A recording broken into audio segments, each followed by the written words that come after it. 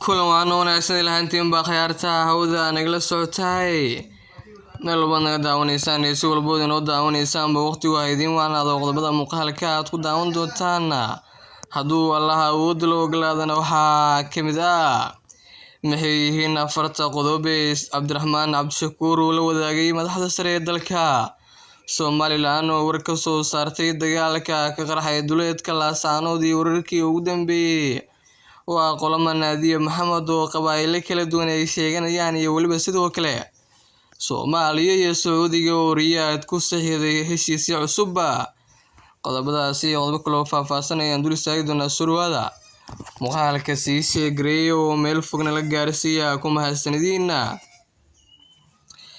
aynu ku bilownay xildhibaan Cabdiraxmaan Cabdishakuur Warsame oo haatan ergey gaarka ee madaxweynaha Soomaaliya u qaabilsan arrimaha bini'aadanimada ayaa shaaciyay afar qodob oo muhiim ah oo la wadaagay madaxda sare ee dalka.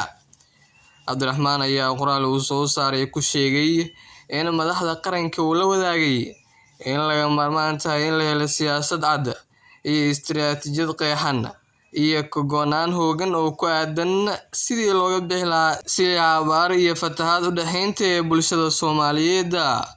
waxa uu sheegay in sanadka hore dunida weydiiseen in Soomaaliya ay gargaar u fidiyaan si looga hortago abaar macluul keeni karta hase yeeshee maanta bulshada Soomaaliyeed qaarkood ay wajahayaan xaalad adag oo ka dhalatay roobka iyo fatahaadaha. maantana waxaan dhex taaganahay fatahaad dadkii iyo dunyadiiba dad ayaa qaaday intii aan ku hoolanaa gurmadka abaaraha ayaan afartan qodob oo ila ahaa kuwa ugu muhiimsan ee sida looga bixi karo sila abaar iyo fatahaad u dhaxaynta u gudbiyay madaxda qaranka ayuu yiri Cabdiraxmaan Cabdishakuur. haddaba qoraalka Cabdiraxmaan Cabdishakuur ayaa waxa uu dhignaa sida tan isku gurmadka iyo isku taakulaynta waa dhaqanka suuban ee Soomaalida jiritaankeeda badbaadiyay. waxaa la joogaa xilligii loo samafali lahaa kuwa dhaxanta iyo dabaysha ku hooyanaya hantidii yareed ee lahaayeen daadku ka qaadeen sanadka hore dunida waxaan weydiisanay inay gargaar noo fidiyaan si looga hortago abaar macluul keeni karta. maantana waxaan dhex taaganahay fatahaad dadkii iyo dunyadiiba daad qaaday intii aan ku hoolanaa gurmadka abaaraha ayaan afartan qodob oo ila ahaa kuwa ugu muhiimsan sida looga bixi karo sila abaar iyo fatahaad u dhaxaynta u gudbiyay madaxda qaranka. afarta qodob ayaa waxay u kala dhignaayeen sida tan kow in la helo siyaasad cad iyo istiraatiijiyad qeexan iyo go'aan hoggaan oo ku aadan kamira dhalinta hawshan. labo in xilka loo magacaabo dad leh karti iyo karaan u dhigma baahida hawsha. saddex hoggaan jiheeya wada shaqaynta wasaaradaha iyo hay'adaha hawshan joojiyana isbarbaryaaca isqabqabsiga iyo u kala sheegadka ajaanibka. afar in lala xisaabtamo hay'adaha qaramada midoobay kuwa dowliga kuwa ahliga iyo shakhsiyaadka ka shaqeeya gargaarka bini'aadanimada mashaariicda u adkeysiga afooyinka iyo horumarka. ilaahay qolama bedelo intay iyagu iska bedelayaan ayuu ku soo gabagabeeyay Cabdiraxmaan Cabdishakuur qoraalkiisa. hadalkan ayaa ku soo aadayo iyadoo haatan Soomaaliya ay la daalaa dhacayso fatahaado iyo daadad ka dhashay roobkii ka da'ay gudaha dalka.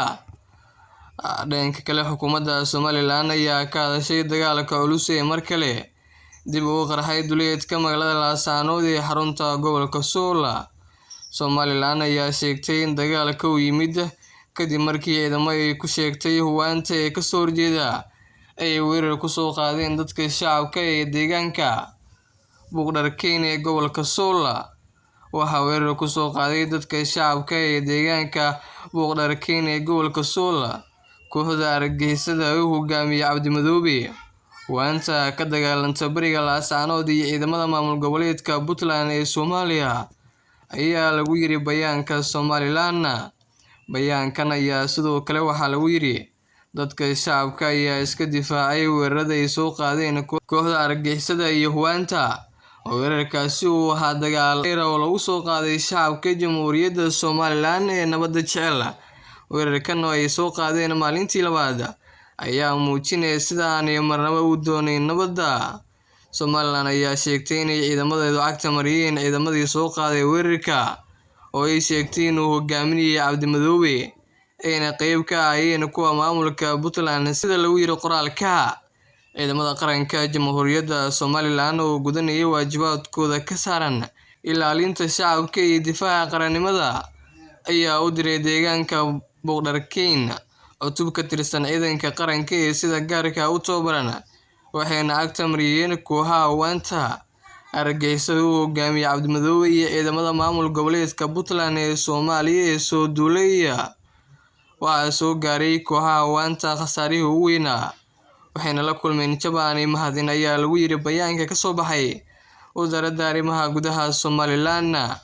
Ugu dambeyntiina waxaa lagu faray ciidamada Somaliland inay tallaabo ka qaadaan cadow kasta oo soo haweysta deegaanadeeda, isla markaana ay sugayso oo ilaalinaysa amniga guud ee shacabka iyo xuduudaheeda. Waxay ciidamada qaranku amar ku qabaan difaaca dalka inay cashar u dhigaan cadow kasta oo soo haweysta Jamhuuriyadda Somaliland. Marka laga yimaado hadalka Somaliland, sidoo kale SSC ayaa dhankeeda sheegatay in dagaalka ay soo qaadeen ciidamada Somaliland iyo maleeshiyad beeleed ay soo abaabushay sidii hadalka u dhigtay. Dagaalkii shalay dhacay ayaa waxaa ku dhintay 20 qof, halka ay ku dhaawacmeen tiro kale oo labada dhinac. Waxaa sidoo kale jira gaadiid laga qabsaday Somaliland. Si kastaba, dagaalkan ayaa ku soo aadayo iyadoo maalmihii ugu dambeeyay degneyd xaaladda magaalada Laascaanood ee xarunta gobolka Sool kadib markii Somaliland laga qabsaday xerada Goojacde. Inka kale xilliyo kala duwan waxaa baraha bulshada caado ka noqotay in marka qof uu guuleysto gaar ahaan qurbaha la arko dad Soomaaliyeed oo sheegaya inay isku meel ka wada yimaadeen oo ka soo wada jeedaan. Kadib guushii Talaadadii ee Nadia Maxamed oo loo doortay duqa magaalada St. Louisburg ee gobolka Minnesota ee dalka Mareykanka ayaa arrintaasi mar kale soo shaabaxday. Waxaa baraha bulshada ee dadku ku xiriira si aad ah looga hadalhayay qoyska ay tahay gabadha, iyadoo qof walba uu sheegay inay isku meel ka soo wada jeedaan. Dhanka baraha bulshada dood badan ayaa ka dhalatay halka ay gabadhan ka soo jeedo. Dad badan oo qoraal soo dhigay baraha bulshada ayaa sheegay inay isku qoys yihiin. Dhanka kale waxaa jira dad qaar oo baraha bulshada isticmaala oo arrintan ku tilmaamay inay tahay waxaan wanaagsanayn in Soomaalida ay qoys ahaan ugu faanaan qof isaga dadaalkiisa ku gaaray heer ama xilka uu qabtay ay ku sheegeen mid laga fiican yahay. Haddaba waxaa jira su'aalo la isweydiinayo maxay tahay sababta ay dadka Soomaalida u sheegtaan qofka marka uu heer gaaro ama madax noqdo? Maxay tahay faa'iidada ugu jirta in qof uu reer ahaan ku taageero isagoo waliba ogin qofkaasi aysan isku meel joogin oo xitaa aanay jirin wax uu ku caawin karo? Waxaa xusid mudan in halka laga soo doortay Nadia ay ku badan yihiin dadka aan Soomaalida ahayn. Taasi waxay micnaheedu tahay in inta badan dadka codeeyay ay u badan yihiin dad aan Soomaali ahayn. Qaar ka mid ah dadka u ololeeya midnimada Soomaali weyn ayaa marar badan ku dhaliilay dadka Soomaalida ee dadka guuleysta ku faana inay meel ka soo wada jeedaan, iyagoo taasi ku tilmaamay inay kala qayminayso bulshada. oo kale xafladaha dadkaasi lagu taageero ay dhigaan dad isxilqaamay ayaa qaarkood keena calamo kala gooni ah oo astaanto ah qoysaskooda, taasina walaac ay ka muujiyeen. calamada kala duwan oo horey u jiray balse aan sidaasi u sii badnayn ayaa aad loogu baraarugay dhowrkii sano ee lasoo dhaafay. arrintan oo markii hore ka jirtay meelo ka mid ah Soomaaliya ayaa u muuqatay inay ku sii fidayso bulshooyinka Soomaalida ee ku nool dalalka qurbaha.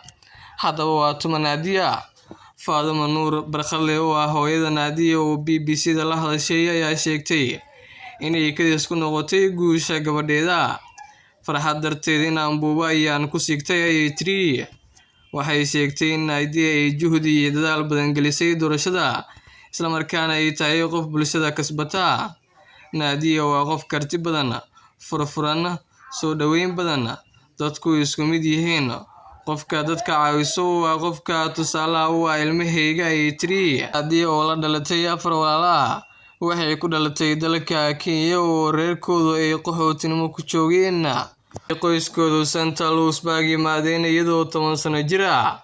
hooyaday waxay ka soo qaxday Soomaaliya Kenya ayayna timid labada dalba ma ahayn meel ilmo lagu korsan karo halkan ayayna u korisay waxayna doonaysay inaan nolol fiican iyo waxbarasho helnay tiri Nadia haweeney maalin ma seexanayn waxay isku waday howlo badan dad badan ayaa sidoo kale garab ku siiyay tiri waxay intaas ku dartay in Nadia siyaasadda ku biirtay xilli hore ay la soo shaqeynaysay booliska sidaasna ay ugu dhalatay inay ku biirto siyaasadda Nadia kaliya Soomaalida ma caawin balse waxaa sidoo kale garab taagnaa haddii hore ee magaalada ay hadda ku guuleysatay ee Charles Bano iyo sidoo kale bulshada kale ee magaaladaasi ku nool dhanka kale dowladda federaalka ee Soomaaliya iyo Sacuudiga ayaa heshiis cusub ku saxiixday magaalada Riyadh ee caasimadda dalka Sacuudiga wasiirka arrimaha dibadda Soomaaliya Mudane Abshir Cumar Hurusi ayaa heshiiskan oo mid iskaashi ayaa qalinka ku duugay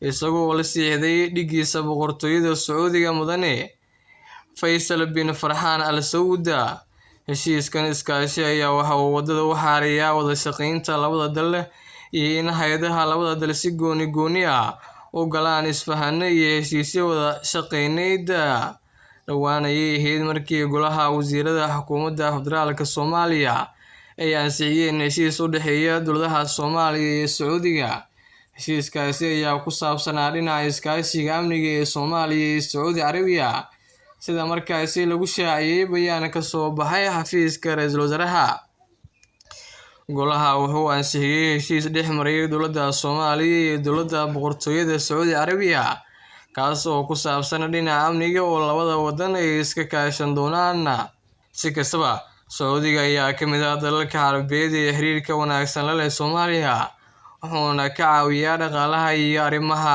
bini'aadanimada dawladda muuqaalkeena intaasi ayuu ku egahay muuqaal xigay intaanu kulmi doono sidaas nabadgelyo wassalaamu calaykum waraxmatullaahi tacaala wabarakaatuh